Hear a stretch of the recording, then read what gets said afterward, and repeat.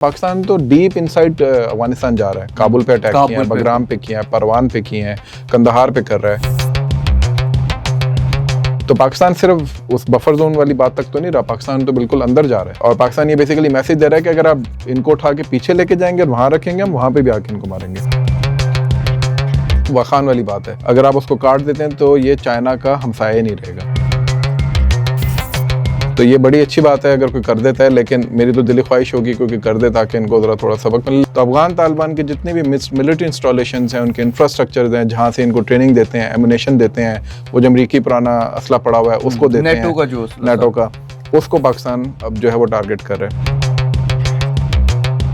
मतलब यानी ये तो वो बात करें ना कि या तो यार पहले टीटीपी की रिक्रूटमेंट रुक गई थी, आप नहीं कर रहे थे कोई कार्रवाई, तो वो रिक्रूट नहीं कर रहे थे, बल्कि वो और स्ट्रेंथन हो रहे थे। 500% आपके ऊपर हमले बढ़ गए थे।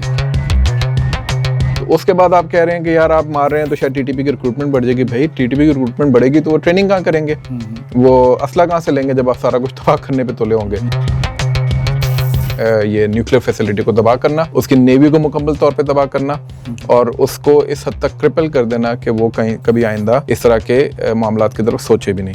जिस दिन पाकिस्तान में स्ट्राइक थी, इनको स्ट्राइक्स की डर थी, तो मुझे ये खबर है कि एनएमएना एक इलाका है कंदहार के अंदर बड़ा मशहूर, जैसे हमारा डीएचए है, वहाँ पे बीएलए के लोग रह रहे थे, उनको वहाँ से उन्होंने शिफ्ट कर दिया। ठीक है, इसी तरह टीटीपी के लोगों को शिफ्ट कर देते हैं। पिछले आपको याद होगा पिछली स्ट्राइक जब हुई थी, जिससे सारा मसला शुरू नूर वली महसूद वाला, तो नूर वली महसूद को जब टारगेट करना था तो उसको पहले से इंटेलिजेंस मिल गई थी।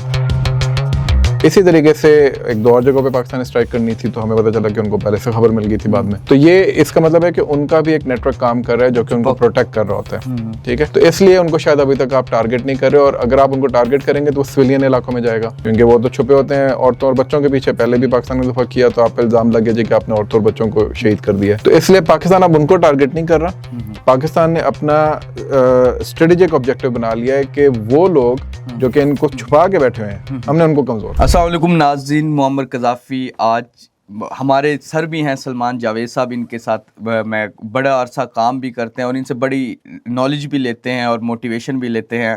अक्सर इनसे गुफ्तगू भी होती है।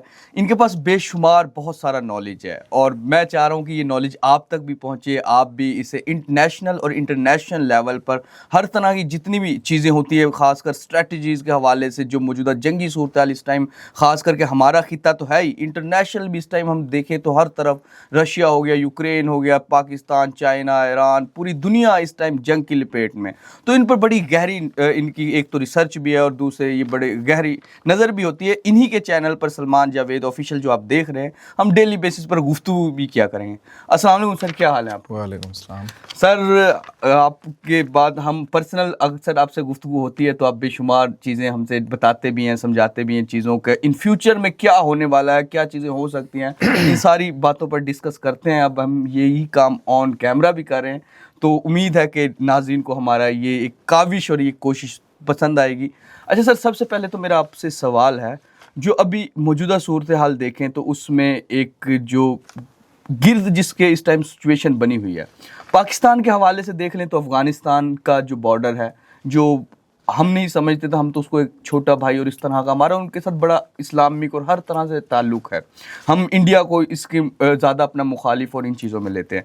दूसरी जानिब ईरान महवर बना हुआ है इस टाइम और बहुत सारे लोग एनालिसिस अपने अपने करते हैं। वो कहते हैं वर्ल्ड वार 3 शायद होने जा रही है और इसी खित्ते में होगी और इस तरह की बात, और उस पर इजराइल और जो अमेरिका ने मिलकर अटैक किया है। एक तो सबसे पहले ईरान के हवाले से कि अब इस जंग का अंजाम क्या होगा, हमारे खित्ते पे क्या असरात होंगे इस तमाम के, सबसे पहले तो ये। फिर दूसरा इसी के बाद एक और मैं आपसे चाहूँगा वो पाकिस्तान और अफगानिस्तान के हवाले से। अच्छा, जो ईरान और इस वक्त इजराइल और अमेरिका, ये 3 नबर्द आजमाएं आपस में। इजराइल और अमेरिका ऑफ कोर्स एक साइड के ऊपर और ईरान दूसरी साइड के ऊपर। तो इसका इस वक्त जो एक फ्यूचर ट्रैजेक्टरी है कि जी कि इस जंग का नतीजा क्या होगा, वो ऑफ कोर्स अभी कुछ भी कहना कबल वक्त है। यानी ये कहना जी कि ईरान जीत जाएगा या अमेरिका जीत जाएगा या इजराइल जीत जाएगा, लेकिन कुछ ट्रैजेक्टरीज होती हैं, कुछ पॉइंट्स होते हैं जिसकी बुनियाद पे आप अपना एक एनालिसिस कर सकते हैं। अभी तक की जितनी भी गुफ्तगू हो रही है उसमें ये पता चल रहा है, आज वाइट हाउस ने जो अपना एलामिया जारी किया है, आज सुबह मैं पढ़ रहा था, तो उसमें उन्होंने जो इस जंग के अहदाफ लिखे हैं, यानी वाइट हाउस ने और यानी अमेरिका ने, उसमें कहीं भी रिजीम चेंज नहीं है। हालांकि अगर आप ट्रम्प की पहली गुफ्तगू उठा के पढ़ें सुने जब वो अटैक करने जा रहा था जिस रात को, तो उसमें वो रजीम चेंज की बात कर रहे हैं। इवन के अभी कल भी मैं एक वीडियो देख रहा था तो किसी ने उसे कहा कि क्या पहलवी जो है जो पुराने शाह हैं उनको आप ले के आना चाहेंगे, तो नहीं, कह रहे थे कि नहीं, मैं बल्कि किसी ऐसे शख्स को लाना चाहता हूँ जो ईरान के अंदर ही बहुत ज़्यादा मकबूल हो। तो ये फ्लिप्स एंड फ्लॉप्स हैं बेसिकली। इस तरीके से है कि कभी आप पहलवी की बात करते हैं, उसको पिच करते हैं, फिर आप देखते हैं कि उसकी इतनी पजीराई नहीं हुई, उसके बाद फिर आप एक प्लान बी की तरफ शायद जाना चाह रहे हैं जिसके अंदर आप अंदर ही कोई बंदा, एक प्लान है ना, वो था कि एटम बम जो वो तो एक अलग चीज़ है, उसमें मैं आता हूँ अभी। हाँ। तो आप वो करना चाह रहे हैं। फिर तीसरा ये कि आप जो है वो अब आप कह रहे हैं कि नहीं, रजीम चेंज तो हमारा मकासद में से मेन मकसद ही नहीं है। हम तो बेसिकली वो जो मकासद उसने लिखे हैं उसमें ये न्यूक्लियर फैसिलिटी को तबाह करना, उसकी नेवी को मुकम्मल तौर पे तबाह करना और उसको इस हद तक क्रिपल कर देना कि वो कभी आइंदा इस तरह के मामलात की तरफ सोचे भी नहीं। तो उसमें कहीं भी रजीम चेंज का लफ्ज़ उन्होंने नहीं यूज़ किया प्रॉपरली। तो इस चीज़ से जाहिर होता है कि इनके जो जंग के मकासद हैं वो बेसिकली ईरान को क्रिपल करने के हैं, ईरान को एक वॉलेटाइल जगह बनाने के हैं, ना कि उसको रजीम चेंज करके कोई डेमोक्रेसी लाने की बात नहीं है। अगर आप अमेरिका का पूरा वो उठाएं, तारीख उठाएं पिछले 20 सालों की भी, जहाँ जहाँ वो डेमोक्रेसी को लेके गया है, बल्कि 90 से उठा लें, वहाँ उसने क्या हाल किया है। इराक़ को उसने तबाह करके रख दिया डेमोक्रेसी के नाम के ऊपर, वेपन्स ऑफ मास डिस्ट्रक्शन के नाम के ऊपर उसने वहाँ पे वो गए थे और बाद में पता चला कि पूरी दुनिया से टोनी ब्लेयर और बुश ने झूठ बोला था। फिर उसके बाद आप देखें तो वो अफ़गानिस्तान के अंदर आए, अफ़गानिस्तान में 9/11 का बहाना बना के आए और उसके बाद फिर उन्होंने अफ़गानिस्तान और इस खत्ते को पूरा आगर खून के अंदर, जिसको आज तक हम भुगत रहे हैं। अगले सवाल शायद आपके इसी पे होंगे। थर्ड, उन्होंने फिर दोबारा सीरिया का जो हाल किया, फिर लीबिया का जो हाल किया। तो अगर आप देखें तो ये जहाँ जहाँ अमेरिकन्स ने कहा कि जी कि हम इनको आज़ादी दिलाएंगे, फ्रीडम दिलाएंगे, रजीम चेंज करेंगे या उनको हम बेहतर करना चाहेंगे, वहाँ बेसिकली उन्होंने एक क्योटिक इन्वायरमेंट जो क्रिएट कर दिया, वॉलेटाइल कर दिया। सो मकसद ये नज़र आता है कि अमेरिकन्स जो हैं वो कोई भी ऐसा पोटेंशियल राइवल जो है वो नहीं छोड़ना चाहते मिडिल ईस्टर्न थिएटर के अंदर जो कि इजराइल को राइवल कर सके। रजीम चेंज हो या ना हो वो उनका कंसर्न नहीं है। उनका कंसर्न ये है कि उस मुल्क के अंदर इतनी सख्त ना रहे कि वो इजराइल को किसी भी तरीके से तो इजराइल क्यों इतना इम्पोर्टेंट है अमेरिका के लिए? देखें सऊदी भी तो उनके, सऊदी, कतर, ये सारी एयर बेसिस उनकी यहाँ पर, सारा उनका हवाई अड्डे और हर तरह की चीज़ें हैं उनकी यहाँ पर, या इनको क्यों इतना? अच्छा, ये तो इसके दो एलिमेंट्स हैं। एक तो है वो जो हम IR की ज़ुबान में या बाकी मामलात के अंदर हम बात करते रहते हैं, और वो ये है कि जी कि इजराइल बेसिकली अमेरिका के मफादात को सेफ गार्ड करता है मिडल ईस्ट के अंदर। सो सबसे बड़ा जो उसका क्लोजेस्ट एलाय है वो बेसिकली इजराइल है। फिर यहूदियों का जो असर व रसूख अमेरिका में है APEC के थ्रू या बाकी दूसरी जो तंजीम है उनके थ्रू, वो भी किसी से ढका छुपा नहीं है। फिर दुनिया के फाइनेंशियल हब्स जो हैं वो सारे के सारे यहूदियों के कंट्रोल में है। तो वो तो एक आस्पेक्ट है जो कि हम डिस्कस करते हैं। बट दूसरा जो है वो उसका रिलीजियस आस्पेक्ट है, उसका बिब्लिकल आस्पेक्ट है।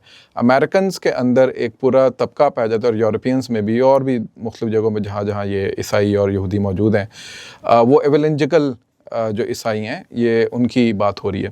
इनके अपने एवेंजेलिकल चर्चेज़ होते हैं। अगर आपको याद हो तो भी पिछले दिनों जो इजराइल के अंदर अमेरिका का एम्बेसडर तैनात है, उसने एक बात कही और उस पर बड़ा हंगामा हुआ, और उसने कहा जी कि बिल्कुल इजराइल को मिडल ईस्ट के इन इलाकों के ऊपर जो कि यूफ्रेटिस से नाइल तक का जितना भी इलाका है उस पर कब्जा करने का हक हासिल है। ये अमेरिका का एम्बेसडर, सर्विंग एम्बेसडर जो सके तो वो कह रहे हैं। क्यों? क्योंकि वो खुद एवेंजेलिकल प्रीचर है, वो एवेंजेलिकल चर्च में जाता है उधर इजराइल में भी।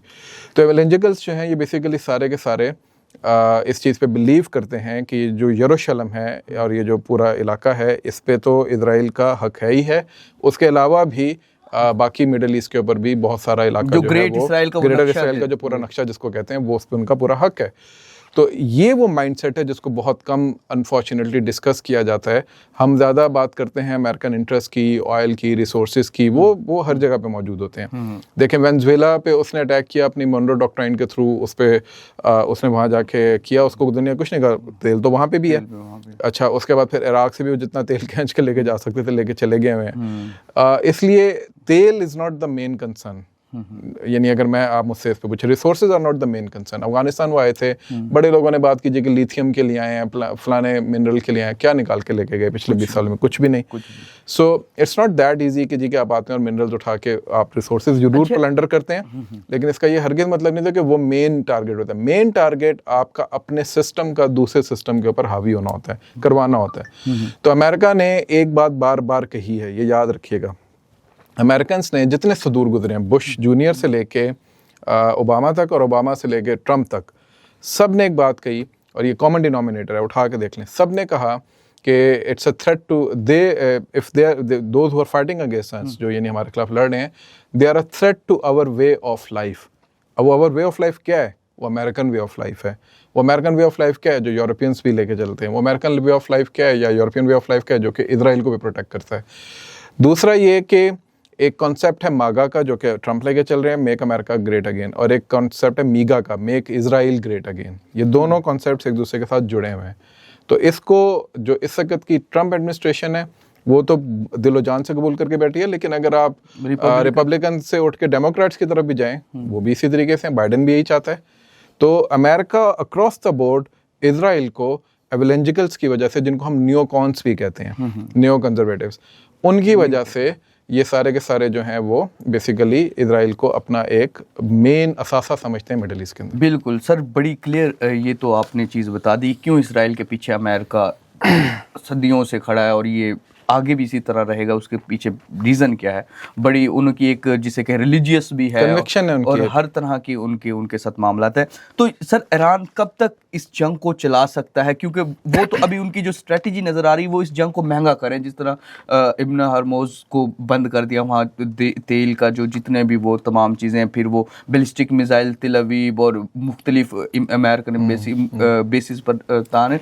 कब तक ईरान के पास कितनी सख्त है कि वो कब तक इस जंग को लेके चल सकता है, और ईरान कहाँ जाकर अपने आप को समझेगा कि बस अभी यहाँ से आगे हम नहीं? अच्छा, ईरान से पहले अगर आप ट्रम्प का बयान देखें तो ट्रम्प ने 4 हफ्ते का कह दिया, ठीक है, ये मेरा ख्याल है परसों का बयान है। पहले 24 घंटे का कहा, बाद में उसने 4 हफ्ते का कह दिया। 4 हफ्ते, तो 4 हफ्ते के हिसाब से अगर आप देखें तो फ्रैंकली वो इधर आके हमें ऑब्जेक्टिव एनालिसिस करना होगा। वो ये है कि ट्रम्प और इजराइल और बाकी जो भी उनके एलाइज हैं, वैसे तो बहुत से एलाइज ने उनको मना कर दिया कि हम इस जंग में हिस्सा नहीं बनना चाहते। स्पेन को उसने आज थ्रेट किया है, उससे पहले यूके ने भी मना कर दिया है। लेकिन उसके अलावा उनके पास इतना बहरहाल एक बैकबोन है कि वो उसको सस्टेन कर सकते हैं 4 हफ्ते की कैंपेन को, शायद ज़्यादा भी। अगर आपको याद हो तो अफगानिस्तान में उन्होंने 3 महीने की कैंपेन की थी, फिर वो ज़मीन पे उतरे थे। ईरान के पास इतनी सख्त है कि नहीं है, ये डाउटफुल है। उसकी वजह कि उसकी इकोनॉमी ऑलरेडी बहुत ज़्यादा डाउन थी, और बेसिकली जो रॉयट्स भी पिछले दिनों हुए थे उधर पिछले 1-2 महीने पहले, वो भी बेसिकली इसी इकोनॉमी की वजह से हुए थे। तो इकोनॉमी का तो वहाँ पे ठीक ठाक मसला मौजूद है। दूसरा ये कि stockpile of your ammunition, यानी कितना आपके पास स्टॉक पाइल है, क्योंकि देखें स्टॉक पाइल जब आप जंग में हैं तो इस पे पीछे सप्लाई चेन होती है ना पूरी, कि भाई आप एक बैलिस्टिक मिसाइल 5000, 1500, 2000 जितने भी जब यूज़ कर लेंगे उसके बाद फिर नए वाले भी तो आने चाहिए। तो वो स्टॉक में कितने हैं आपके पास, ठीक है, तो उसके बाद क्या होगा। फिर जो ग्राउंड पे एमिनेशन तो अभी आपका लगा ही नहीं है, वो ग्राउंड पे एमिनेशन अगर लगना शुरू हो जाता है तो उसका क्या होगा। फिर जंग के अंदर ला महाला स्पेशली ऐसे मुल्क जो कि जोग्राफियाई तौर पे मुख्तलिफ ममालिक के दरमियान घिरे, और वो भी वो ममालिक जिनके साथ उसने पंगा ले लिया, तो आप किस किस जगह से किस डिफेंड करेंगे और कितना इनवर्ड उसको आने से रोकेंगे। तो ये वो तमाम चीज़ें। फिर ख़ुद ईरान के अंदर बहरहाल एक डाइसेंट मौजूद है, एक लोगों की एक मसला है कि वो इस रजीम से कुल्ली तौर पे इत्तेफाक नहीं करते, लेकिन बहुत बड़ी मेजॉरिटी है जो है वो, हाँ जी, लेकिन बहुत बड़ी मेजॉरिटी है जो कि ईरान को ईरान की इस रजीम को वो सपोर्ट करती है। यहाँ पे आज मैं सुबह भी अपने एक दोस्त का तज्जिया पढ़ा था, मुझे बहुत अच्छा लगा। उसने ये कहा कि जो मैंने पहले भी कहा ना कि अमेरिका के जो आज निकला है एलामिया, उसके अंदर उन्होंने रजीम चेंज का वर्ड नहीं यूज़ किया, और उसने भी एग्जैक्टली वही चीज़ है अपने उसने उस खबर के आने से पहले अपना एक तज्जिया दिया था, वो वही था। उसने कहा था कि ईरान को अमेरिकन और इजरायली लेवरेज के तौर पे यूज़ करना चाहेंगे, वो कभी भी इसके अंदर मुकम्मल तबाही नहीं करेंगे, वो कभी भी इसके अंदर रजीम चेंज नहीं करेंगे। अगर करेंगे भी तो अपना कोई ऐसा बंदा लाएंगे जो बाकी इंटरनली गल्फ कंट्रीज उनको कंट्रोल करने या उन पे अपनी वो उनको भी कंट्रोल करने के लिए ईरान और को भी। रशिया और चाइना को भी कंट्रोल करने के लिए, क्योंकि रशिया का भी और चाइना की भी बहुत बड़ी डिपेंडेंसी है ईरानियन एलिमेंट्स के साथ। तेल के ऊपर तो नहीं है इतनी, लेकिन वैसे ओवरऑल है। ज़ाहिर समुंदर की तरफ आपने आना है, जिस तरह पाकिस्तान पे उनकी डिपेंडेंस इसी तरह ईरान पे भी है। इसी तरीके से फिर उस साइड पे अगर आप ईस्टवर्ड जाएं तो हमें भी डिपेंडेंस है उनके तेल पे। उसके बाद इंडिया को भी है, और उसके बाद फिर फार ईस्ट में भी है। तो तकरीबन 4 बिलियन उसने कहा कि ये लोग हैं जो कि हुक हो जाते हैं ईरान के लीवर के साथ। तो जिसके हाथ में ये लीवर होगा वो इन 4 बिलियन लोगों को कंट्रोल कर रहा होगा। तो अमेरिकन और इजराइलीज का जो ये बड़ा ज़बरदस्त एक बात है कि जो भी इस जंग के अंदर इनको लेकर आया है, लोग कह रहे हैं उन्होंने मिसकैलकुलेशन की है। मेरे नज़दीक उनका मकसद ही क्योस फैलाना है। उनका मकसद ही मतलब डिस्टेबलाइज करना, वॉलेटाइल करना, ताकि वो इस खत्ते का लिवर अपने हाथ में रख के इसको जब चाहे ऊपर और नीचे करते रहें। बिल्कुल बिल्कुल। अच्छा सर, दूसरे अगर हम इजराइल और इस ईरान जंग से हम पाकिस्तान और अफगानिस्तान की तरफ आएँ, तो बल्कि एक सवाल और जो इसमें मैं ऐड करूँगा वो ये है कि इजरायली वज़ीर आज़म ने ये कहा था कि ईरान से बाद अगला हमारे जो होगी 2 ही इस्लामिक स्टेट है जिनसे इजराइल को ख़तरा है, ईरान है और दूसरा पाकिस्तान है। और इस पर DJI ने कुछ अर्से पहले एक इंटरव्यू देते हुए उन्होंने बड़ी इंपॉर्टेंट बात की थी कि दुनिया को पहली दफ़ा होगा कि किसी एटमी कंट्री से अगर वो लड़ते हैं, ये पहला तजर्बा होगा और इसके नुकसानात बड़े होंगे। DJI ने उस टाइम जो ये स्टेटमेंट दी, इसकी क्या इंपॉर्टेंस थी, और अब ईरान में अगर वो ये चीज़ें हासिल कर लें जिस तरह आप कह रहे हैं, और उन्होंने जिस तरह उनका एक मजहबी दीनी जिस पर ईरान की पूरी रजीम खड़ी थी, अगर उनको मतलब कि उस सब में उनको शहीद या उनको जो भी मामलात हो गए हैं, तो अब नीचे तो वहाँ अनस्टेबिलिटी आ गई है और ईरान अमेरिका जो किसी हद तक कोई 80% तक वहाँ जो अचीव करना चाहते थे वो कर लिया। तो अब उनका पाकिस्तान की तरफ होगा, पाकिस्तान का एटमी हथियार हो, एटमी असासा हो, दूसरा पाकिस्तान की मिलिट्री उनको बहुत सारा, अगर ये हो वो इससे इसराइल के बहुत सारे लोगों को मसला इशू है, तो इसको कैसे वो करेंगे इस तरफ अब अगर वो इसराइल आता है तो? देखें जी, इसमें मेरा अपना पॉइंट ऑफ व्यू भी और बहुत से लोगों का ये पॉइंट ऑफ व्यू है। हम जैसे लोग बिल्कुल इस इबाम में नहीं है कि पाकिस्तान को इजराइल जो है वो एक दुश्मन के तौर पे नहीं देखता।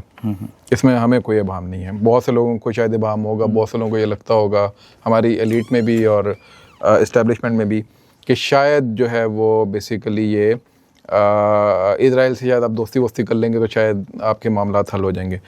हमें कोई इबाम नहीं है। इंडिया आपका जितना बड़ा दुश्मन है, इजराइल भी उतना बड़ा दुश्मन है, बल्कि शायद उससे ज़्यादा है। उसकी मैं आपको एग्जांपल देता हूँ। रिसेंट, पुरानी बातें छोड़ते हैं, हम अभी रिसेंट की एग्जांपल ले लेते हैं, पिछले साल से अब तक की।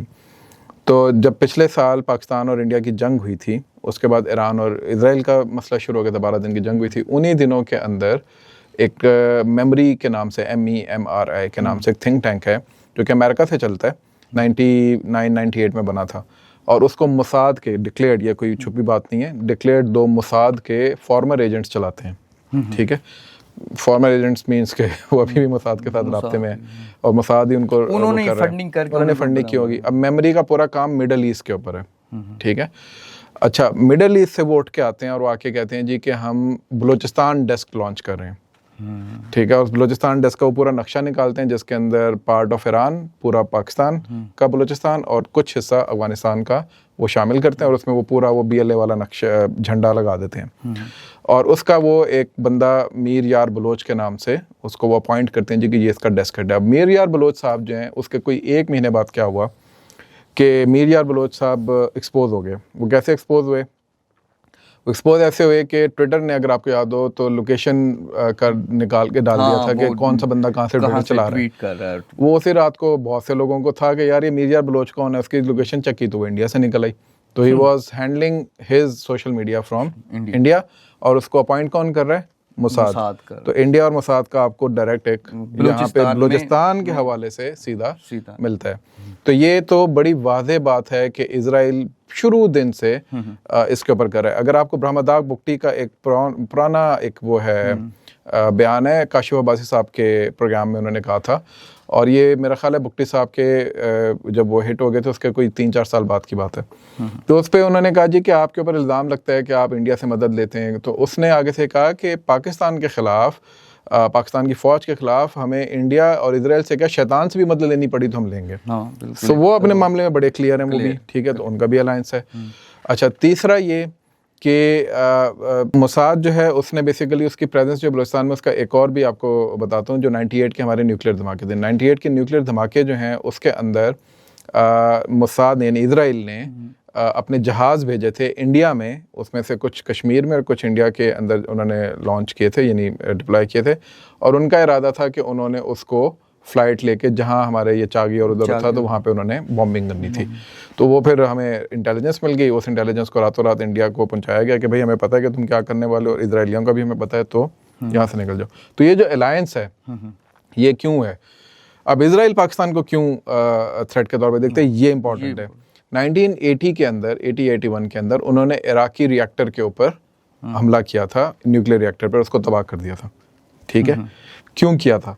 क्योंकि उस वक्त इजराइल ने अपनी एक बेगिन डॉक्ट्राइन निकाली थी, BEGIN, ठीक है। बेगिन डॉक्ट्राइन ये कहती थी कि जहाँ से भी इजराइल को ये ख़तरा हुआ कि एक मुल्क है जो कि ऐसा वेपन बना रहा है, स्पेशली न्यूक्लियर वेपन, जो कि कल को इजराइल को टारगेट कर सकता है, तो इजराइल प्रीएम्प्टिव स्ट्राइक करके उसको तबाह कर देगा।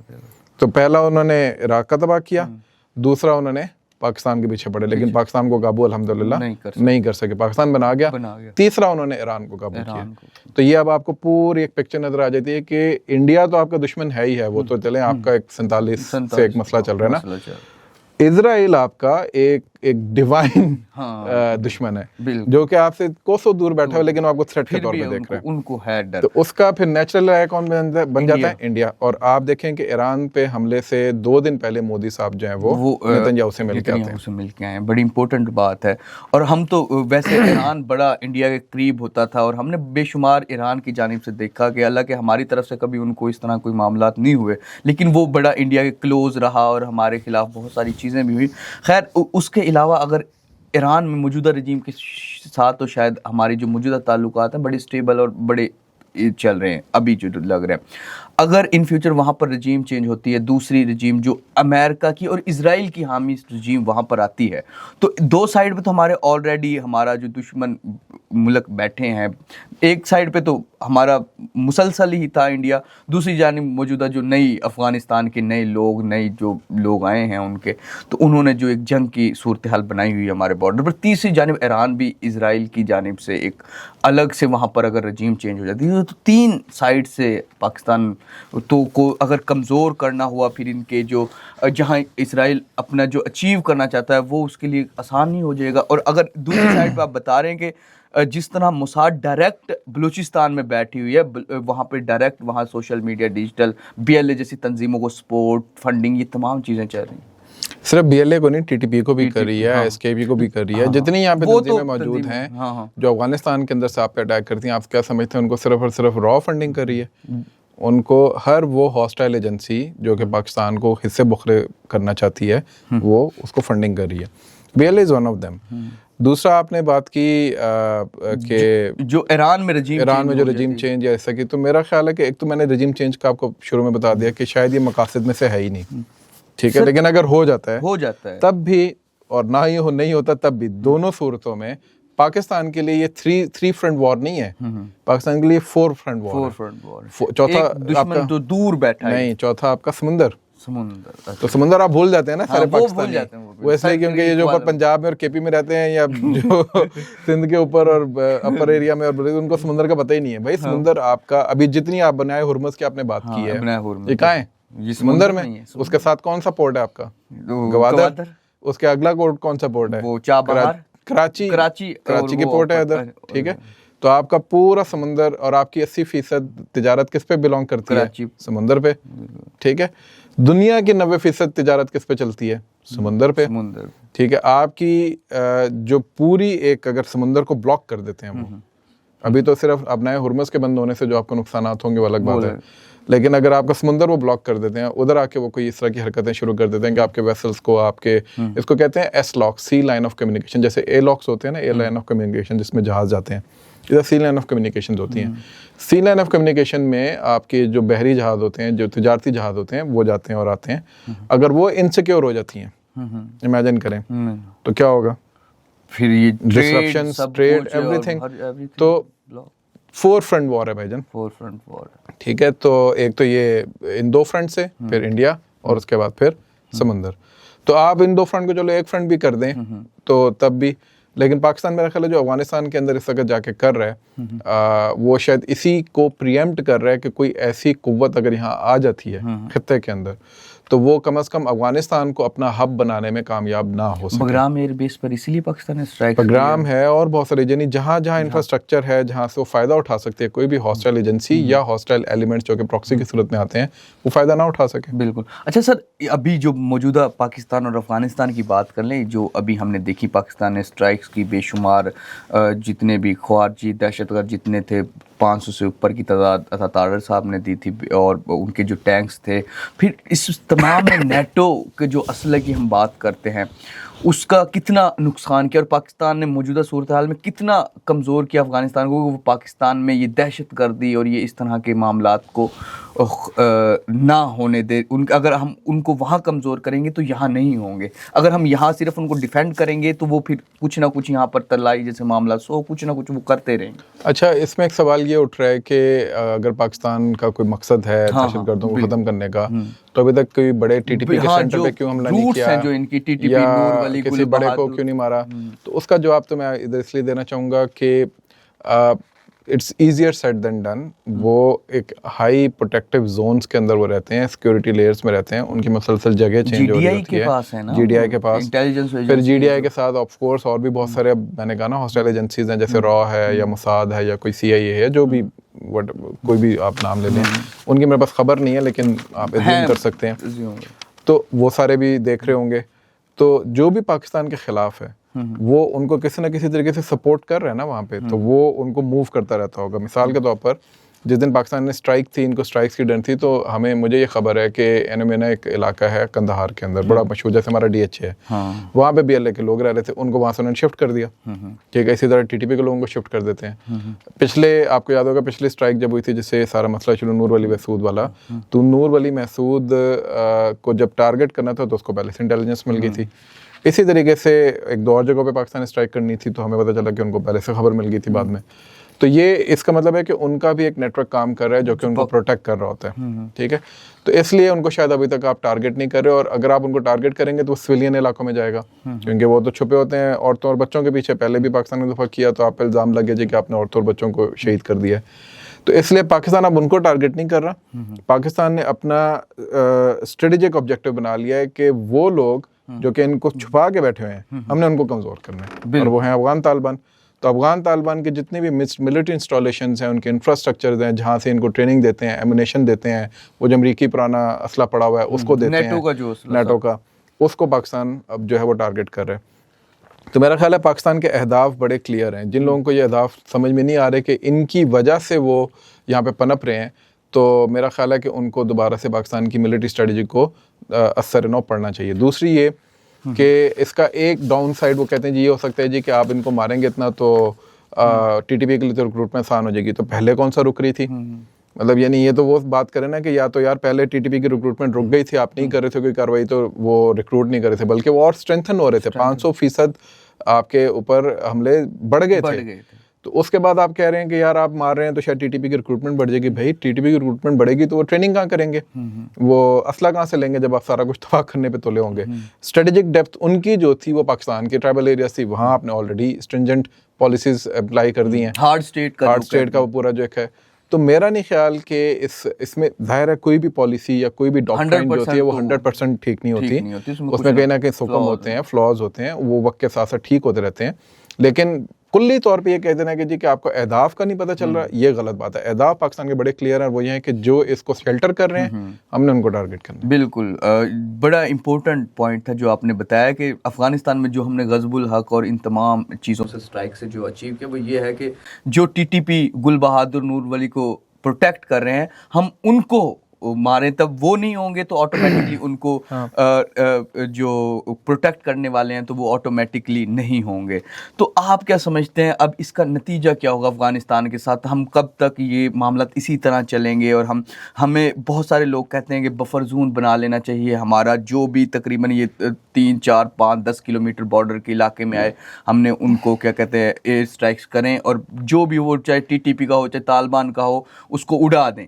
कोई ना उस इलाके में आएगा, ना कोई वहाँ से जो इधर तश्कीलें आती हैं, अक्सर हम दिखाते हैं DASPR भी अक्सर अपनी वीडियोस में, तो वो हम देख रहे होते हैं। तो ये बफर जोन वाला आइडिया और इस तरह की जो दूसरी चीज़ें, जिस तरह NRF अहमद मसूद की जो बात होती है, रजीम चेंज की बात होती है, और फिर दूसरा ये जो एक और तंजीम है जो उनका कमांडर है वो पंजशेर में आई थिंक जो एक्टिव है।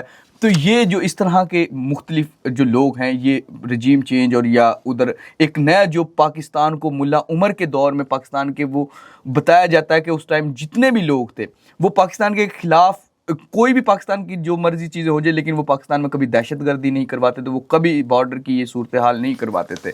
तो क्या रजीम चेंज का पाकिस्तान के पास ऑप्शन है? क्या वहाँ NRF को मजबूत किया जा सकता है? अहमद मसूद के बारे में ये भी बताया, वो वाखान के इलाके में कहता है कि मुझे दो, मैं इनको इधर से डैमेज करना। ये इन चीज़ों के बारे में थोड़ा बताएं। एक तो ये कि वाखान की बात हो जाए, वाखान में बहुत सारी थ्योरीज चलती हैं कि जगह पाकिस्तान को ये ले लेना चाहिए उनसे, और पाकिस्तान के लिए फ्रैंकली लेना आसान है, लेकिन उसको सस्टेन, देखें आप बफर जोन बनाते हो, पूरा इलाका है ना, तो उस इलाके को प्रोटेक्ट करना, उस पर पोस्टें बनाना, वहाँ पे फौज डिप्लॉय करना, वहाँ पे कोई फिर दूसरी एडमिनिस्ट्रेशन का भी जाना, ये पूरी कॉस्ट है। फिर उसके ऊपर मुसलसल ख़तरों का भी हमला रहेगा, क्योंकि दायरा इलाका तो उनका है जो आपने ले लिया उनसे।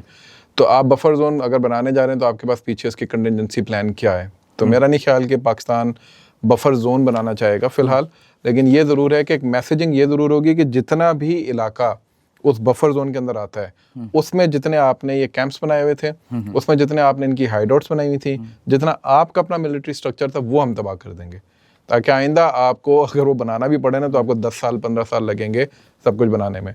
तो वो एक कॉस्ट आप इतनी ऊपर ले जाएंगे कि वो दोबारा इस तरफ शायद सोचने को सोचेंगे नहीं। सेकेंड, ना सिर्फ यहाँ बल्कि पाकिस्तान तो डीप इनसाइड अफगानिस्तान जा रहा है। काबुल पे अटैक किए हैं, बगराम पे किए हैं, परवान पे किए हैं, कंदहार पे कर रहा है। तो पाकिस्तान सिर्फ उस बफर जोन वाली बात तक तो नहीं रहा, पाकिस्तान तो बिल्कुल अंदर जा रहा है। और पाकिस्तान ये बेसिकली मैसेज दे रहा है कि अगर आप इनको उठा के पीछे लेके जाएंगे और वहाँ रखेंगे, हम वहाँ पे भी आके इनको मारेंगे। सेकेंड, जो वाखान वाली बात है, वाखान स्ट्रेटेजिकली बड़ा इंपॉर्टेंट जगह है। अगर आप उसको काट देते हैं तो ये चाइना का हमसाया नहीं रहेगा।